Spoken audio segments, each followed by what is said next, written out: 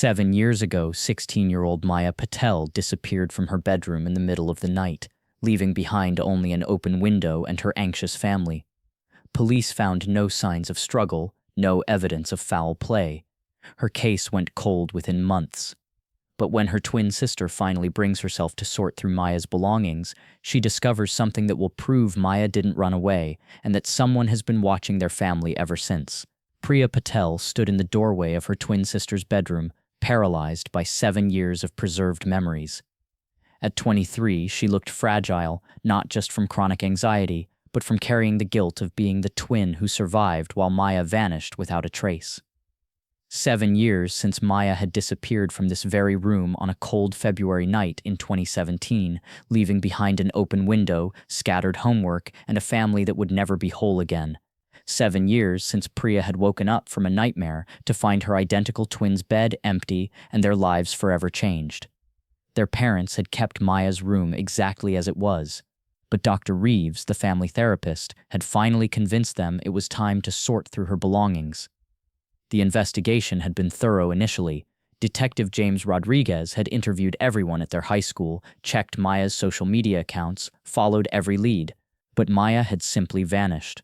Police eventually concluded she'd left voluntarily, despite her family's insistence that Maya would never abandon them. But Priya had never believed Maya ran away. They were identical twins who shared everything: thoughts, secrets, dreams. If Maya had been planning to leave, Priya would have known. They had that twin connection, the ability to sense each other's emotions, and sometimes even physical pain. The night Maya disappeared, Priya had woken up from a vivid nightmare about drowning, gasping and clawing at her sheets as if fighting for air. When she'd turned to wake Maya and tell her about the dream, Maya's bed was empty. The window was open, letting in the freezing February air, and Maya was gone. Priya picked up Maya's sketchbook from the nightstand. The pages were filled with her sister's distinctive artwork: portraits of classmates, architectural drawings of their neighborhood, abstract pieces showing Maya's moody teenage perspective. But as Priya turned to the final pages, she found something she'd never noticed before. Hidden behind Maya's last drawing was a thin piece of paper. Priya carefully separated it and unfolded what appeared to be a hand-drawn map. The map showed their neighborhood in detail, but with strange symbols marking certain houses, including their own. Lines connected various locations in patterns Priya couldn't understand. And at the bottom, in Maya's careful handwriting, was a note that made Priya's blood run cold. "They're watching us. P, if something happens to me, look for the others. The symbols mean something. Check the mirror in the basement. There's something hidden behind it. I love you. M." Priya's hands shook as she read the note again. Maya had known she was in danger. She'd been trying to warn someone about a pattern, about people being watched. Priya looked up from the note and caught sight of herself in Maya's dresser mirror. For just a moment, she could have sworn she saw Maya looking back at her. But as Priya stepped closer to the mirror, she realized she wasn't alone in the reflection. Standing behind her, barely visible in the doorway, was a figure in dark clothing. Someone was in the house, watching her discover Maya's hidden message. Priya spun around, but the doorway was empty. Her heart hammering, she ran to the window and looked down. A dark sedan was parked across the street, the same spot where she'd noticed an unfamiliar car several times over the past week. She immediately called Detective Rodriguez, now lieutenant, who arrived within the hour. Together they went to the basement where an old mirror hung behind the couch. Behind the mirror, taped to the back, was a manila envelope. Inside were photographs that made Priya gasp. The photos showed various teenagers from their high school and neighborhood, all looking remarkably similar to Maya and Priya. Same build, same dark hair, same facial structure. Maya was documenting lookalikes, Rodriguez realized. But more disturbing were newspaper clippings about missing teenagers from surrounding counties. All the missing teens matched their physical description. All had disappeared at night, with no signs of struggle. All had cases that went cold. "Maya wasn't the first," Priya whispered. "Someone's been taking girls who look like us." Rodriguez counted the clippings.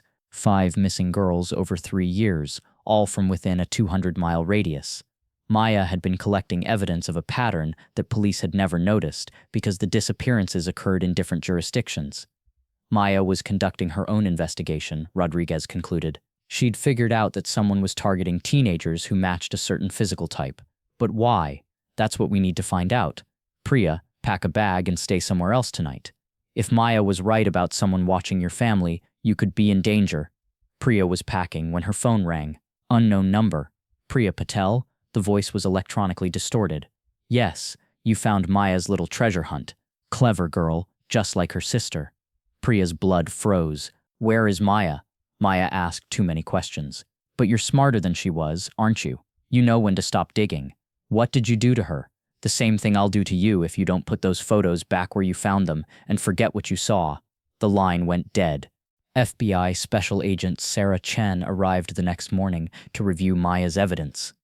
What she found was more disturbing than expected.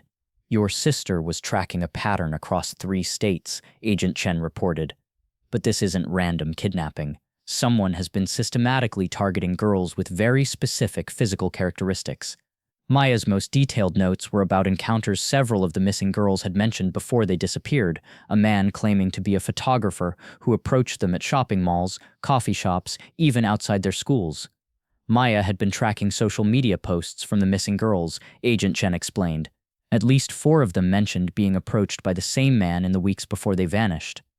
The description was consistent, mid-40s, professional appearance, claiming to scout for modeling opportunities. He always mentioned the same agency name, Reflection Studios, and promised significant money for specialty modeling work. Did he approach Maya? According to her notes, yes, 3 weeks before she disappeared. Agent Chen showed Priya screenshots Maya had saved of direct messages on Instagram. The account claimed to represent Reflection Studios and had sent Maya increasingly persistent messages about her unique look and potential for high-end work. Maya was smart enough to be suspicious, Agent Chen noted. Her research showed this same account had contacted several other girls before they disappeared. When Agent Chen's team investigated Reflection Studios, they found a sophisticated but localized operation. The studio was actually a rented warehouse space equipped with basic photography equipment and holding cells. We found evidence that at least 6 girls had been held here, Agent Chen reported. But the operation appears to have been shut down months ago when the suspects realized Maya's investigation was getting close to exposing them. The computer equipment left behind revealed the disturbing truth. The operation wasn't about random trafficking. It was about supplying specific clients with girls who matched exact physical requirements. Someone was running a catalog service, Agent Chen explained. Clients would specify what they wanted: height, hair color, facial features, age, and the operation would find and acquire girls who matched those specifications. Where are they now? The main suspect appears to be Robert Hayes, who used multiple false identities to rent properties and approach victims, but Hayes disappeared around the same time Maya vanished. We think he knew she was getting too close to exposing him. Agent Chen's investigation revealed that Robert Hayes had been operating his custom acquisition service for nearly 5 years. Using the modeling agency front, he would identify potential victims, study their routines, then abduct them when the opportunity arose. Hayes wasn't working alone, Agent Chen explained. He had at least 2 accomplices, one who handled the technical side of creating false identities and fake social media accounts, another who managed transportation and secure holding facilities. The FBI had identified Hayes' associates, Marcus Webb, who ran a legitimate medical transport business as cover for moving kidnapped victims, and Patricia Manning, who worked at a private clinic and handled the medical aspects of keeping victims sedated during transport. This wasn't a massive international conspiracy, Agent Chen clarified. It was a small, regional operation that flew under the radar by keeping their client base exclusive and their methods simple. Hayes' client list, recovered from encrypted files, contained fewer than 20 names, wealthy individuals who were willing to pay substantial amounts for young women who matched their specific preferences. Some wanted companions, others wanted domestic workers they could control completely. The prices were staggering, Agent Chen noted. Hayes was charging $50,000 to $100,000 per acquisition, depending on how closely the victim matched the client's requirements, but the investigation hit a wall when they tried to locate the current whereabouts of Hayes and his associates. They shut down their operation and disappeared, Agent Chen reported, but we have reason to believe they relocated rather than retired. Someone with Hayes' skill set and client connections doesn't just stop, they find a new territory. The breakthrough came from an unexpected source, a credit card transaction Hayes had made using one of his false identities. The purchase was for medical supplies, shipped to an address in North Carolina. Hayes is still operational, Agent Chen realized. He's just moved his base of operations. When FBI agents raided the North Carolina location, they found another warehouse facility similar to the one in Priya's home state. But this one was currently occupied. Inside, they discovered 4 young women who had been reported missing from various locations across the Southeast over the past 6 months. All were alive, though heavily sedated and showing signs of long-term captivity. But Maya wasn't among them. During interrogation after his arrest, Robert Hayes finally revealed what had happened to Maya. She was too dangerous to keep, Hayes admitted.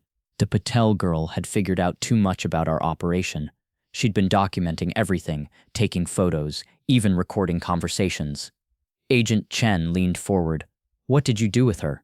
We couldn't risk selling her to a client. She was too aware, too likely to escape and expose everything.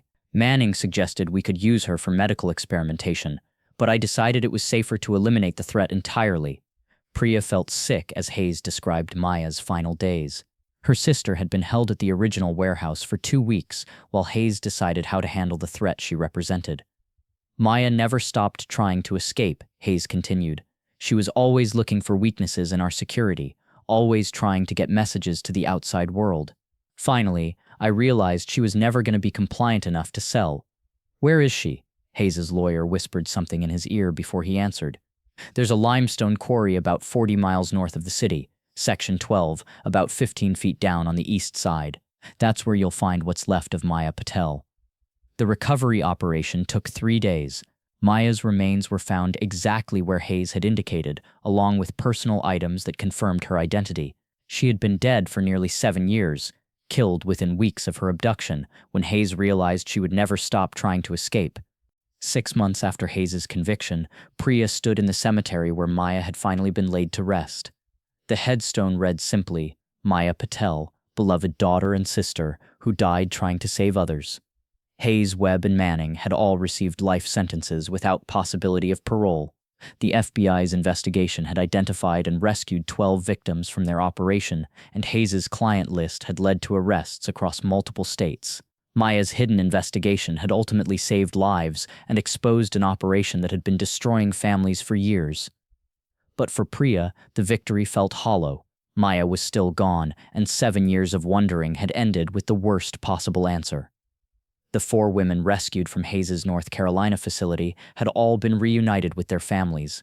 Some were recovering well, others would need years of therapy to overcome their trauma. But they were alive because Maya had been brave enough to investigate patterns that adults had missed, even knowing it might cost her everything.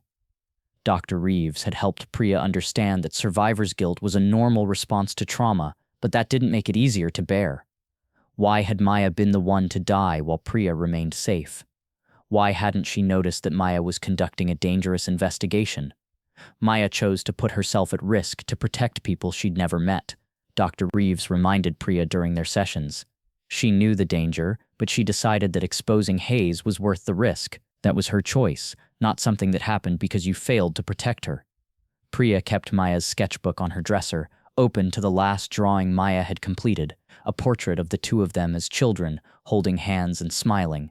Beneath the drawing, Maya had written, "Some reflections last forever." The mirror in Maya's bedroom had been removed, but Priya sometimes still caught glimpses of her sister in unexpected places: storefront windows, bathroom mirrors, the surface of still water, always just for a moment, always just a flash of recognition before reality reasserted itself. Maya was gone, but her investigation lived on. The FBI had established new protocols for identifying patterns of disappearances across jurisdictions, and Maya's research methods were being studied by law enforcement agencies as a model for how civilians could contribute to missing persons investigations. 7 years of searching had ended with answers Priya never wanted to hear, but Maya's courage had prevented other families from experiencing the same loss, and that knowledge helped Priya find meaning in a tragedy that would never make sense. Some reflections, Priya realized, show not just who we are, but who we choose to be when everything is at risk. Maya had chosen to be a hero, even when heroism cost her everything. The investigation was over, the questions were answered, and Maya Patel could finally rest in peace, knowing that her sacrifice had saved the lives of people she would never meet but had died trying to protect.